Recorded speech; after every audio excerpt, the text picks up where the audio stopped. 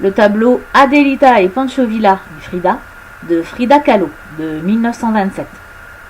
Mon plan, la présentation de l'œuvre et de l'artiste. 1. Le contexte historique. 2. La description. 3. La conclusion. 4. Les œuvres liées. En problématique, comment les arts participent-ils au devoir de mémoire et à la lutte pour la justice sociale? La présentation. Adelita, Pancho Villa et Frida a été produit en 1927. Sa taille est de 65 sur 45 et son lieu de conservation est à l'Institut de la Culture à Mexico. C'est un 4 tableaux en 1. 1, 2, 3, 4. Une huile sur toile. Le courant utilisé est le surréalisme. C'est l'exploration de ses rêves ou de son moi intérieur. L'auteur, Frida Kahlo, est une peintre mexicaine née en 1907, morte en 1954 au Mexique. Elle se destinait à la médecine à l'école nationale, mais un grave accident de bus la cloue au lit en 1925, et c'est là qu'elle se met à peindre en autodidacte. Sa peinture est colorée. Elle peint ses douleurs, tous ses ressentis. Ici, on voit la colonne brisée, les 2 Frida et le collier d'épines. Elle se représente souvent avec des chignons et des robes folkloriques mexicaines. Un monosourcil en forme d'oiseau, symbole de liberté, et une moustache, pour être un peu plus masculine.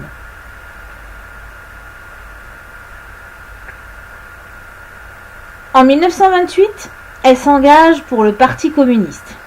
Elle sera même la maîtresse de Trotsky, exilée au Mexique.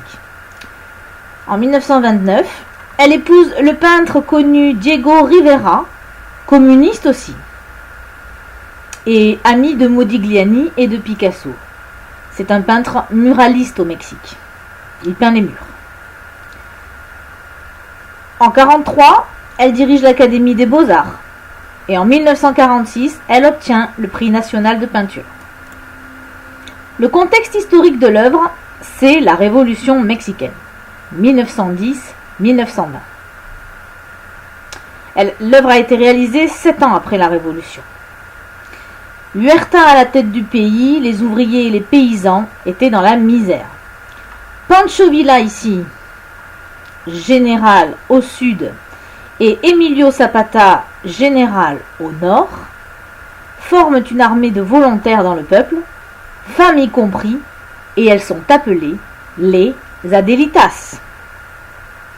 Leur but était de rendre les terres aux paysans, d'améliorer leurs conditions des ouvriers, de construire des écoles, de retrouver une vraie démocratie. Ils remportèrent la révolution, mais le pays est appauvri, détruit par les pillages, les exécutions. Cependant, la Constitution mexicaine de 1917 leur garantit des droits et des conventions collectives. Je fais le parallèle avec la révolution russe d'octobre 1917 avec son chef Lénine. Ici, nous avons pour le premier congrès de Mexique une lettre de Emilio Zapata en 1918 qui nous montre bien que ces 2 révolutions sont en parallèle. La description de l'œuvre. Je l'ai dit, c'est un 4 tableaux en 1 et surréaliste. La technique, c'est le glacis. Le glacis, ce sont des fines couches lissées de peinture. La technique, c'est simple et précise. C'est un autoportrait ici au milieu. Un léger clair-obscur sur Frida. Donc la lumière lui viendrait de la gauche. Et ce serait plutôt elle qui éclaire le tableau. Il y a une absence totale de perspective. Au premier plan, la pyramide inversée ici nous dirige encore vers le personnage central. Et elle s'est peinte les cheveux courts, en robe de soirée, une main dans la poche. Une posture masculine, des cheveux courts qui émancipent Frida. Elle nous regarde, elle nous fixe, elle a un air sérieux et c'est vraiment signe d'émancipation. D'ailleurs, elle est au café des Cachuchas avec des intellectuels et les femmes de ce pays, qui est dans une société machiste, n'acceptent pas les femmes dans des endroits comme le café. Donc, nous savons avec qui elle se trouve, car nous avons une esquisse faite au préalable par Frida. Donc, ici, nous avons Bustamente, avec ses grandes oreilles, et puis Salas qui tape sur la table, qui est un musicien. Donc, le café des Cachuchas, c'est une sorte de Saint-Germain-des-Prés. Le courant politique de ces hommes, c'est aussi le communisme, et ils luttent pour plus de justice sociale. Les trois tableaux du haut représentent les discussions de ces gens. Le premier tableau à gauche, la révolution mexicaine, les révolutionnaires sur le train qui traversait tout le pays, avec bien sûr les Adelitas, les femmes révolutionnaires. Au fond, on voit le volcan Popocatépetl.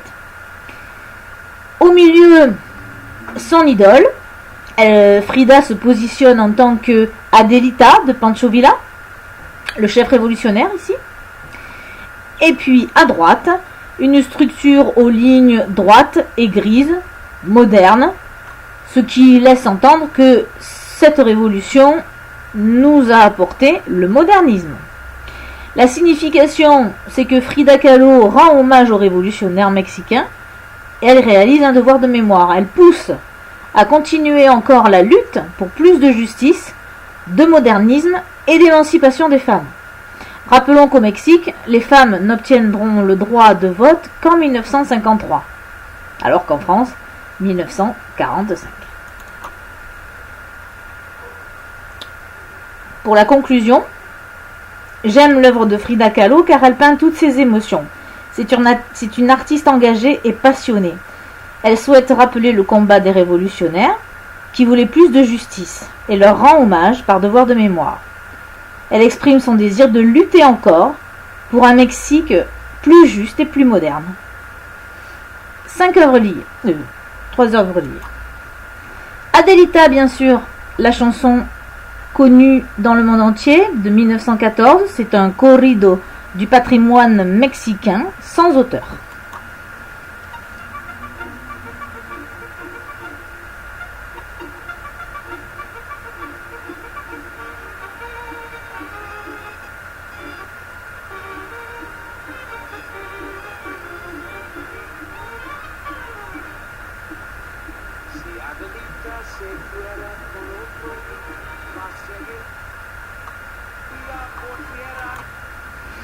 Ensuite, nous avons la chanson folklorique La Cucaracha, chantée encore par les mariachis au Mexique, de 1915. Cucaracha veut dire cafard, c'est le nom donné au train de Pancho Villa qui tombait souvent en panne. Une chanson humoristique. Ici, nous voyons des images du film de 2003 avec Antonio Banderas dans le rôle de Pancho Villa.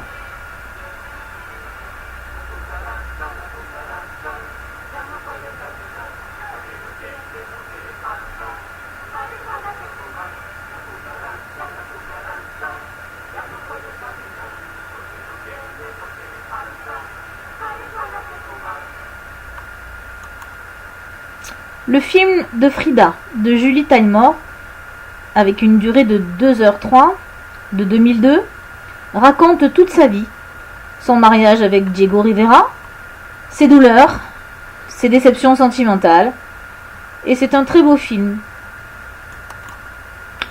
En annexe facultative, j'ai voulu mettre l'influence de Frida Kahlo avec nos contemporains.